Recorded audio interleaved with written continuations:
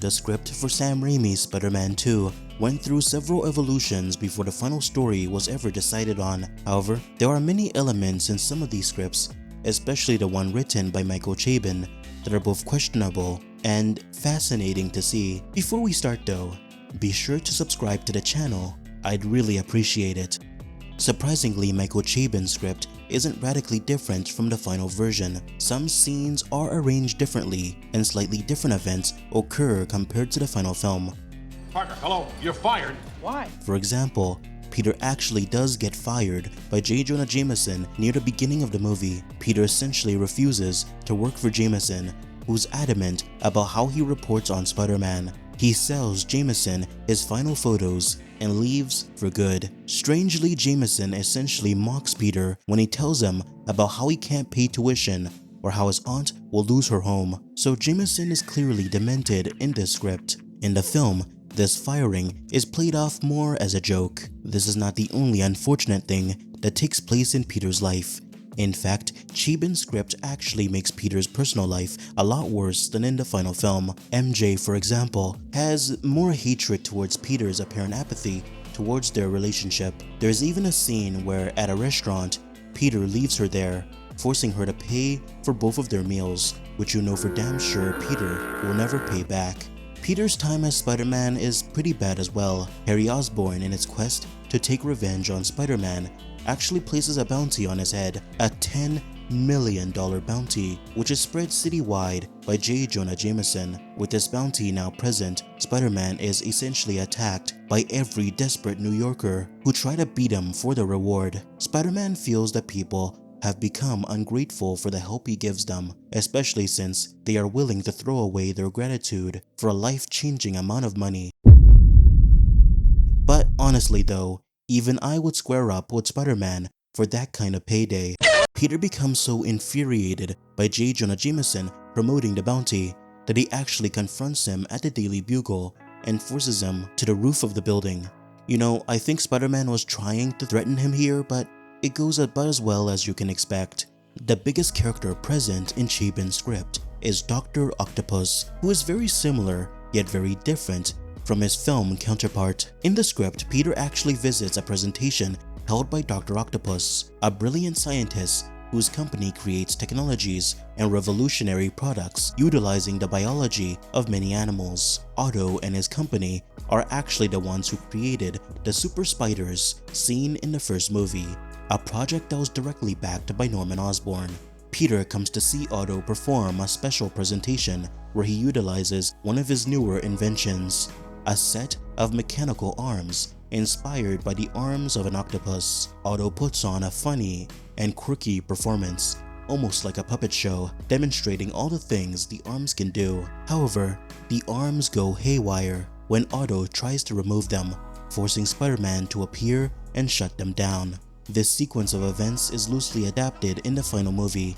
In the script, Otto wants to create a perfect symbiosis with the mechanical arms. He wants humans to perfectly meld with machines. However, this obsession with symbiosis drives him mad, thanks to the AI in the arms overpowering his own sense of reason, very similar to how it's handled in the final movie. One major difference is that the tentacles actually release endorphins into Otto's body so he can resist the pain of them being attached to him. Basically, the arms drug him to keep themselves attached. What is that?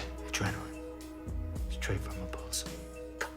Doc Ock in the script is also younger, presumably the age of Peter and MJ. In the script, Ock even gains a romantic interest in MJ and they enter a temporary romance. So the concept of Peter entering a love triangle was present even this far back. Otto is younger in this story, so you don't have to worry about Peter losing to a 60-year-old man.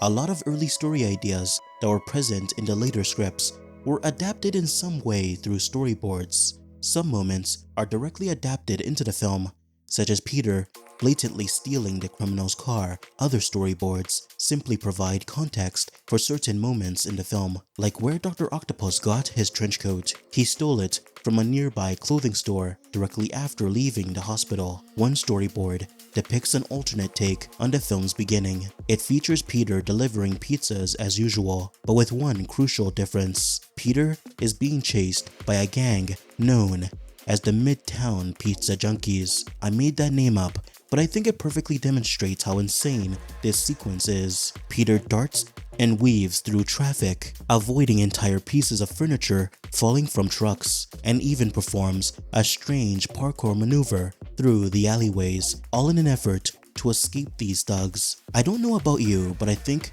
we need to investigate whatever Mr. Aziz is putting in that pizza. This scene was likely cut to save time, as there was really no point in cramming in such an elaborate action sequence. Another storyboard extends a moment from the film. In Spider-Man 2, we all remember the iconic cafe scene.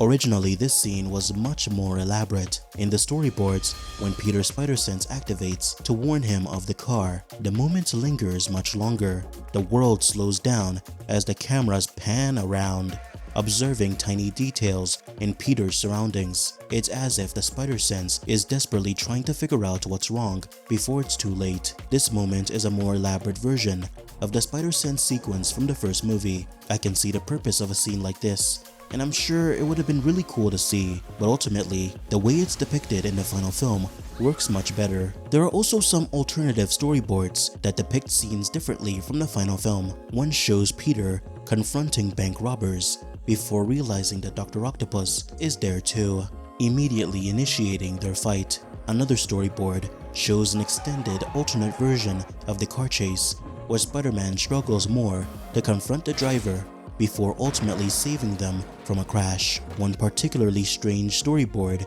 shows Peter chasing what appears to be a runaway truck. We don't know what's inside until the back opens and it's revealed to be Dr. Octopus. He then battles Peter through the streets of New York, darting and jumping between cars as they fight. However, the context behind this scene is unclear. One cool detail though is that during the fight, Peter glides on the street using a car door, a moment that was recreated in Spider-Man 3. These aren't the only storyboards that exist for Spider-Man 2.